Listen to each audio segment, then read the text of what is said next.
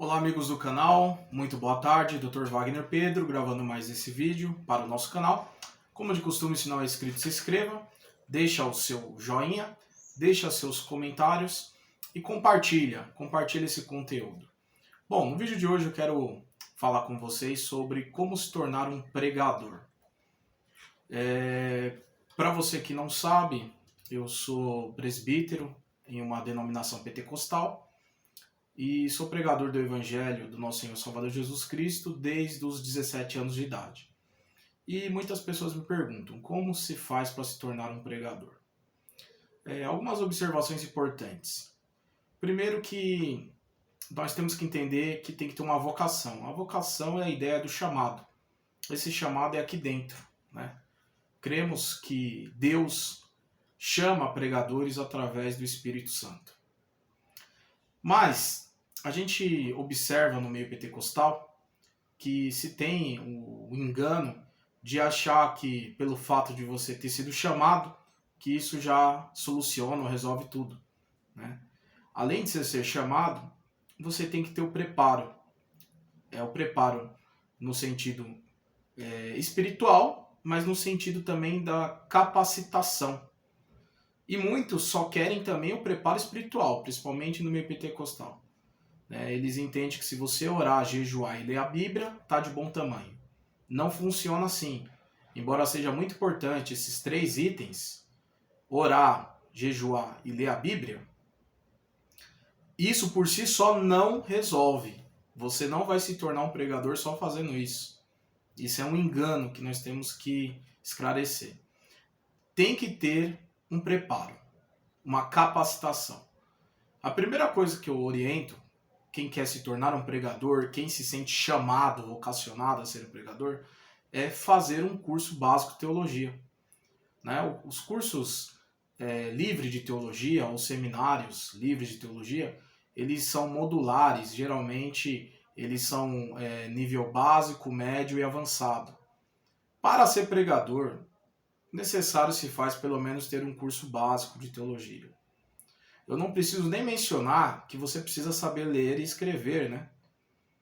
Um analfabeto não pode pregar? Um analfabeto ele pode evangelizar através do seu testemunho, da sua maneira de viver, do seu comportamento, falando de Jesus, ainda que não com uma profundidade, mas pode ser um instrumento nas mãos de Deus como qualquer outra pessoa.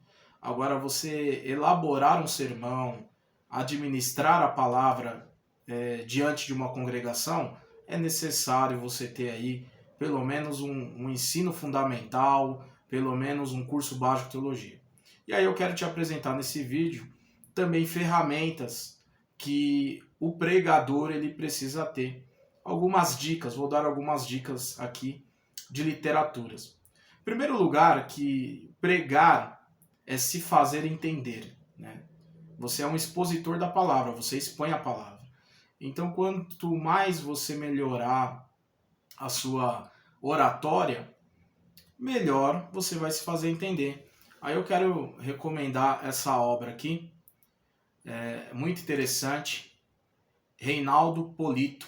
Ele é especializado nessa área, como falar corretamente e sem inibições. Reinaldo Polito, né? Procure essa obra. Você também pode procurar literaturas cristãs como essa. Como preparar mensagens bíblicas. James Braga.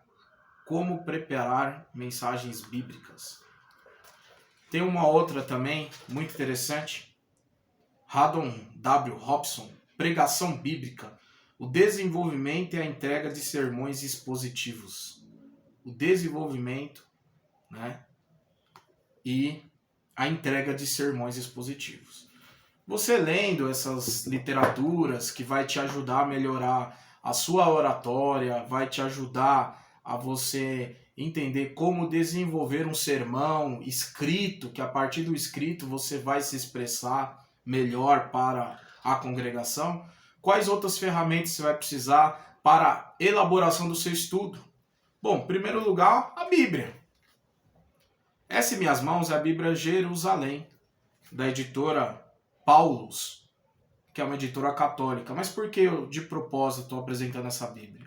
Porque não basta você comprar a Bíblia de estudo comentada pelo fulano de tal, Bíblia de estudo comentada pelo cicrano de tal.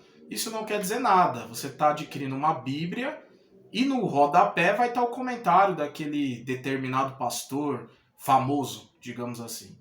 O que interessa mesmo é você ter várias Bíblias com traduções diferentes para que você possa comparar uma tradução com a outra, até que você tenha a base suficiente para consultar no idioma original, a saber, o grego e o hebraico. Enquanto você não tiver nesse nível, é bom você ter boas Bíblias, boas traduções para você comparar. Outra coisa, Manual dos Tempos e Costumes Bíblicos.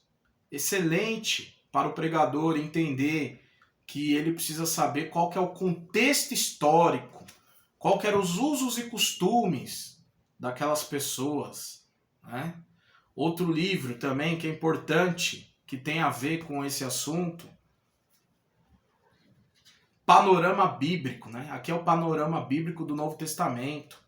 Aí ele vai destrinchar o livro. Você tem aí 39 livros no Antigo Testamento e 27 livros no Novo Testamento. Aqui ele vai destrinchar o livro, falar quem escreveu, falar quando escreveu, falar para quem escreveu, vai falar por que escreveu.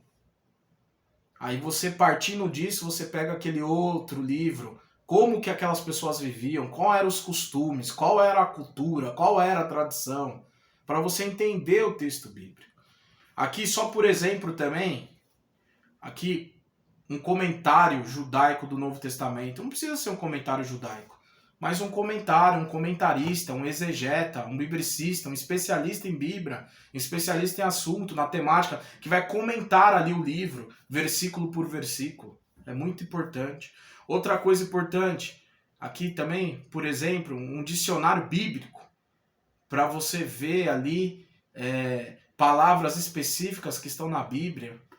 Outra coisa importante, um dicionário da língua portuguesa.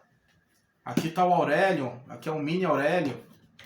Se você puder investir ainda mais, uma enciclopédia, como, por exemplo, do Russell Norman Champlin, que é muito boa, né? Ah, pregador, já estou em outro nível, né? Eu só estou usando comentaristas renomados de ponta e comentaristas internacionais, etc. Ok, esse vídeo não é para você. Parabéns. Você que está vendo esse vídeo e está criticando, é que você já é um grande pregador, né? Esse vídeo é para quem está iniciando. Você é jovem obreiro, né? Jovem não só na idade, mas às vezes você já é uma pessoa madura, porém se converteu recentemente, é novo convertido, né? Mas você já sente a chamada. Então pega essas dicas aqui. E por último, não menos importante, uma agenda. Porque conforme você pesquisa, né? Um marca-texto, né? Uma caneta, vai grifando, vai fazendo observações, vai transcrevendo na agenda e vai refazendo esse sermão várias e várias vezes, enxertando cada vez mais informações nele. E o sermão ele pode sim ser pregado mais de uma vez. Deixa dessa bobagem que, não, a palavra tem que ser revelada. Não, a palavra já é a palavra revelada, os 66 livros da Bíblia já está revelado, né? O Sermão do Monte do nosso Senhor e Salvador Jesus Cristo foi pregado inúmeras vezes. Pode pesquisar isso que você vai descobrir essa informação. Então você vai pregar esse sermão, lapidar ele e vai chegar uma hora que ele vai ficar assim maravilhoso, tá? Que Deus possa te esclarecer melhor. Espero que essas dicas sejam úteis. Vamos ficando por aqui. Tamo junto. Meu forte abraço. Dr. Wagner Pedro.